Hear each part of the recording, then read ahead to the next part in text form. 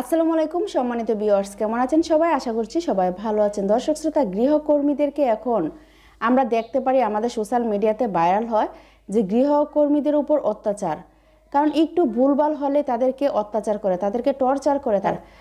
যারা বাসা বাড়িতে কাজ করে তারা যদি একটু অন্যায় করে বা একটু ভুলভাল কাজ করে বা অনেক সময় ভুল না হলেও তাদেরকে ভুল ধরা হয়।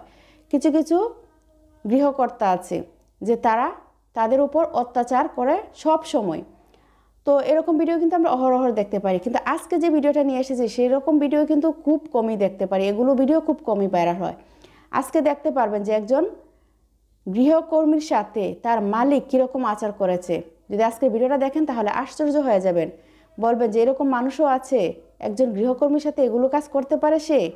তো চলুন আমরা আগে ভিডিওটা দেখে আসি, তারপর একটু কথা বলবো।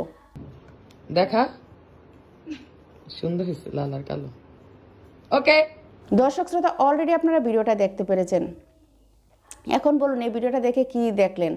দর্শক শ্রোতা, এমন মানুষও আছে যে যেমন খারাপ আছে তেমন কিন্তু ভালো আছে।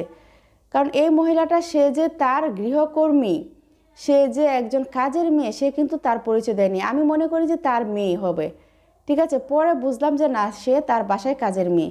কিন্তু তারা যেভাবে সম্পর্ক করতেছিল মা এবং মেয়ের মতো, ঠিক আছে, আচরণ করতেছিল। তো এটা দেখে আমার খুব ভালো লেগেছে, তার জন্য আজকের ভিডিওটি আপনাদের সাথে শেয়ার করলাম যে মানুষ, আমাদের পৃথিবীতে যেমন মানুষ খারাপও আছে তেমন কিন্তু ভালো আছে, কিন্তু ভালোগুলো আমরা একটু কম দেখি, খারাপগুলো আমরা একটু বেশি দেখি, ঠিক আছে। বেশিরভাগই কিন্তু খারাপ আছে। 10 জন যদি খারাপ থাকে 10 জনের মধ্যে একজন কিন্তু ভালো মানুষ পাওয়া যায়। আর ভিডিওটা যদি ভালো লাগে থাকে অবশ্যই ভিডিওটা একটা শেয়ার করবেন এবং ভিডিওটাতে একটা লাইক করবেন। তো আবারও দেখা হবে পরবর্তী কোনো ভিডিওতে।